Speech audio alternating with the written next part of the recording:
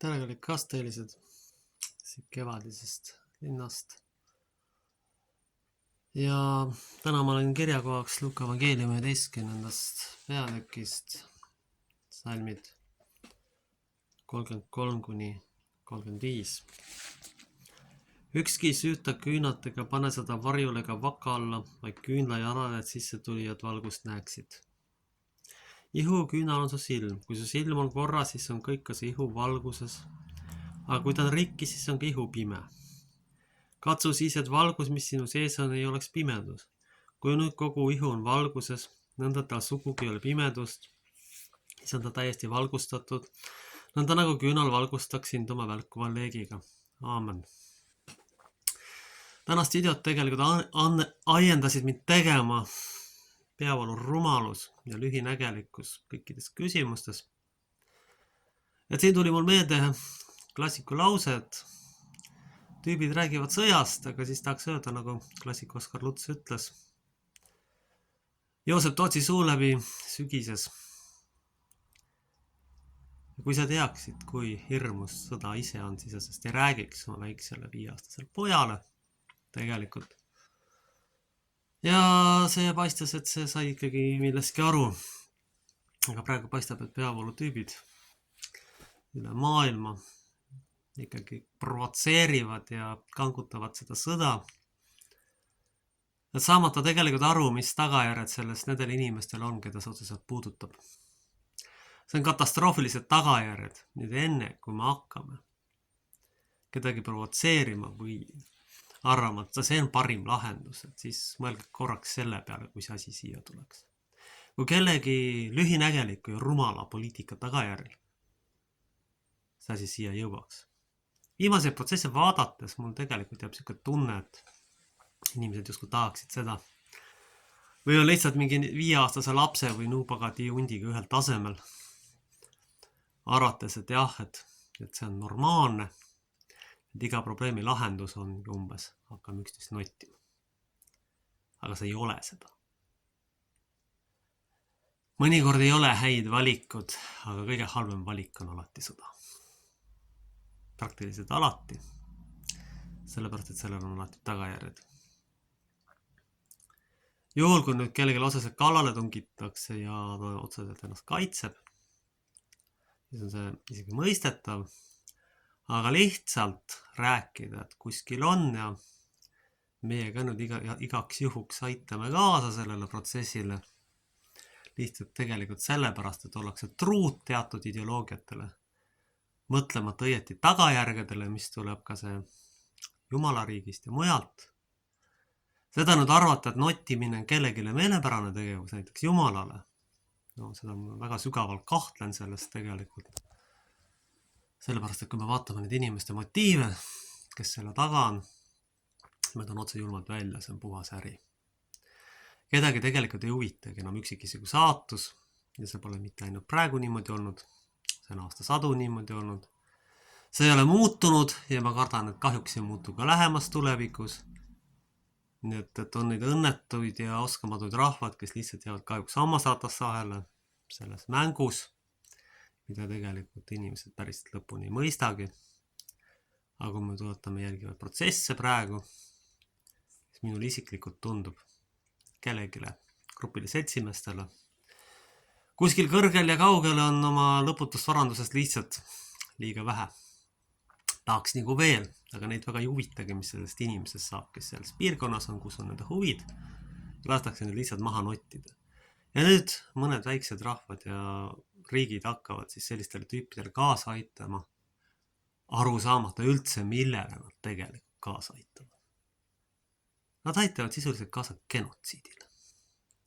Kõige naljakam ja tragikoomilisem on see, et mõne rahva majandus on täielikult läbakil ja lisaks vähe veel sõjast, see minnakse roheidiotismiga kaasa.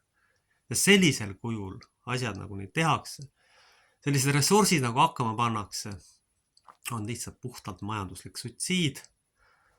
Ja ükshaaval on näha, kuidas majandus ja rahvas kas siis laiali jookseb või laiali jaguneb.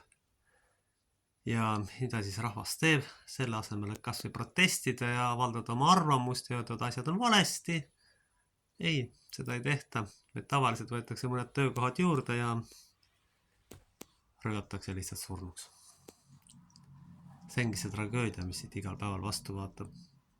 Peavool laseb majandus põhja, julmalt maksude, maksutõusude, toetuste äravõtmisega, töökohtade kaotamisega, ülereguleerimisega, arvestades täpselt välja, milline on kohalik kultuuritus tööturul, ma siis ütlen otse väga julmalt välja. Sellepärast, et väheneva tööjõu tingimusest keeratakse töötajatele vinti juurde selle asemel, et otsida kompromisse, pooli töökohti või väiksema koormusega osasid. Ei, seda ei tahetagi teha. Mõistmata seda, et kui te niimoodi edasi lasete, siis lõpuks ei olegi enam varsti kedagi tööle võtta. Keegi lihtsalt enam ei tule ühel hetkel. Kui te nüüd tõesti arvate, et noorem põlvkond on nõus sellisel määral ja sellises ulatuses rõgamisega, siis te väga sügavalt eksite. Ma ei usu seda. Igal asjal on siiski aeg siin päikese all ja siin ei ole midagi teha. Asjad saavad ümber. Majandus, mis on teadlikult põhja lastud, ei saagi kesta.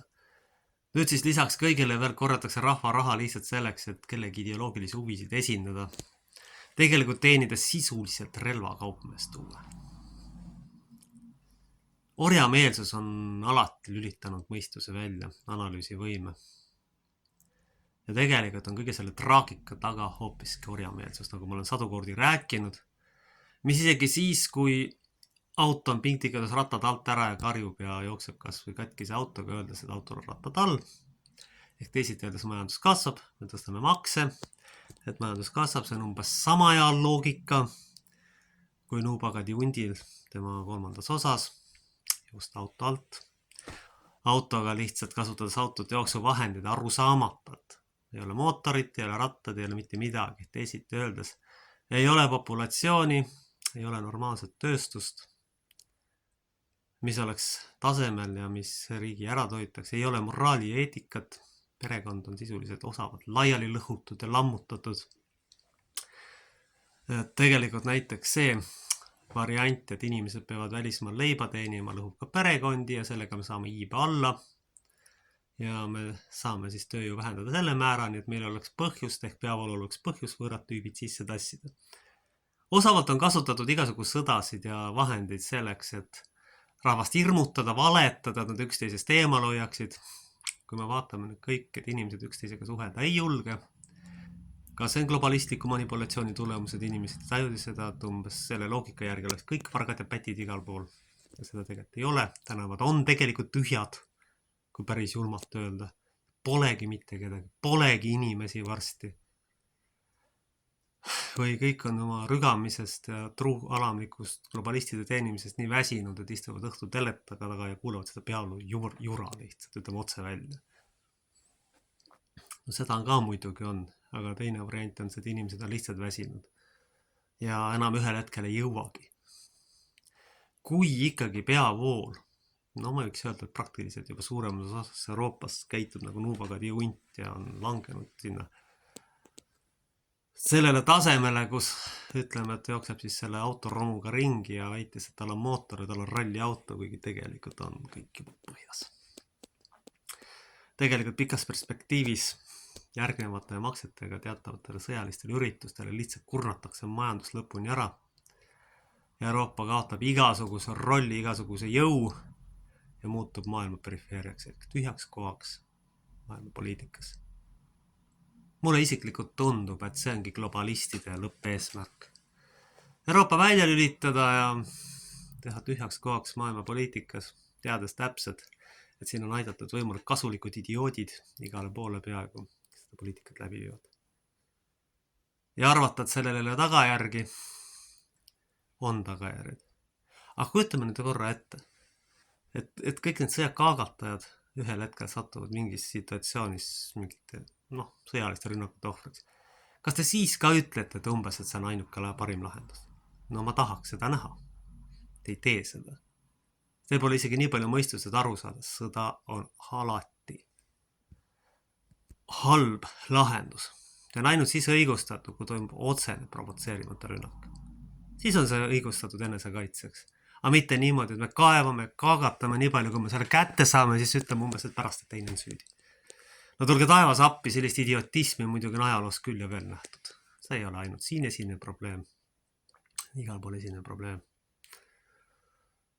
See on traagika, siis põhimõtteliselt võiks öelda, et nagu siin kirja kohas öelda, et ihu on pime lihtsalt, et ei näe midagi, ei kuule midagi ja ei saa mitte millestki aru või ei tahagi seda saada, arvates, et see ongi normaalsus, mida me teeme.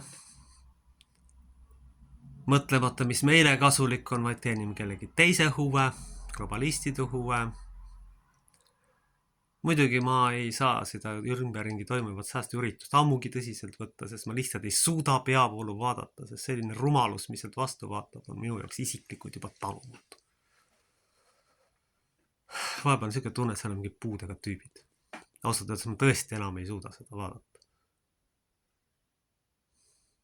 No mida te inimesed teete? Rong on läinud juba. Liberalism ei ole enam praegu tõusulaine. Võiks nagu natuke tagasi tõmmata ja mitte igasuguste lollustega tegeleda. Võiks tagasi tõmmata, võiks oma peaga ükskord mõtlema hakata ja küsida, miks mõni asi on kasulik ja mis meie rahval üldse kasulik on, sellest need tüübid ei tea muidugi mitte midagi, vaid nagu ikka võimule saanud ori täidab kõikide ideoloogiate käskusid. Teda ei huvitagi see, mis tema ligimisest saab. Peaasi peremehe tahe on täidetud. See, mis teistest saab, see on täitsa savi ausalt. See ongi see probleem, mis on meid pannud tegelikult situatsiooni. Iive on sügavas miinuses. Noored tahavad enamasti põgeneda. Praegu, kui ma oleks praegu noor, no ma väga sügaval kahtlen, kas ma tahaks ikka jääda riiki, kus inimesi surnuks maksustatakse ja sõda õhutatakse kogu aeg. Milline stabiilsus ja kindlus mul siis sellest oleks? No ikka ei oleks väga ausalt öelda. Ja ma saan aru inimestest, kes ära lähevad tegelikult. Ma ei saa neid kuidagi hukka mõista ja süüdistada. Kui ikkagi sellisel säästutasemel on poliitiline ja majanduslik mõtlemine ja mitte ainult siin, vaid ka muus Euroopa osas, siis no tulge taevas appi suuremalt jaolt. Mida te mõtlete? Lõpuks olete vaesed ja puruks pommitatud, võt siis on teil äge. Noh, muidugi grupil seltsimeestel on sellest ükskõik täiesti. Nemad on oma raha kätte saanud ja lollid on puruks lastud ja siis saab jällegi üles ehitada ja selle pealt veel omakorda teenida. See on ajalooline skeem, mida on aastatuhandeid läbi ajaloo kasutatud. Ükskord ometi peaks inimesed hakkama seda läbi nägema. Issand alasta küll. Need inimesed, kes sellest aru saanud on, õnneks on ka neid. Tehke ennast veelgi rohkem kuuldavaks ja rääkige rohkem. Veelgi rohkem on vaja seda teha. Veelgi rohkem vaja survestada, et see jama ükskord ära lõpeks. See on nagu mingi hullumäe kinnine osakond, see sõjahüsteeria. Kohutav lihtsalt. Võtke peaga, mis on selle meie riigi või meie rahval. Ma ei saa ka seda riigiks siin või rahvale kasulik eelkõige. Igatahes mitte seda surnuks maksutatakse ja raha kuskile relvakaupmeestele tassitakse. See ei ole kindlasti kohe kasulik. See on jällegi ajalooline võte, mis on erinevate manipulatsioonidega läbi läinud. Ja kahjuks see töötab, nagu me näeme praegu juures oleval pildil, see lihtsalt töötab. See lihtsalt töötab. See on mitte midagi teha. Andku siis Jumal meile tõesti mõistust ja oma vaimujuhatust me aru saaksime, mis on meile kasulik ja mis ei ole. Aamen. Ja kuulagu ma palun kõik sinu antud ja õpetatud sõnadega sinu kätte. Meie isa, kes sa oled taevas, pühitsetud olgu sinu nimi, sinu riik tulgu, sinu tahtmine sündigu. Nagu taevas, nõnda ka maa peal. Meie igapäevast leiba anna meile tänapäev. Ja anna andeks meie võlad, nagu meiega andeks anname oma võlglastele. Ja ära saada meid kiusatusse, vaid päästa meid ära kurjast, sest sinu päralt on riik, vägi ja au igavesti. Aamen. Kaitsku, hoidku meid püha kolmandas Jumal. Aamen.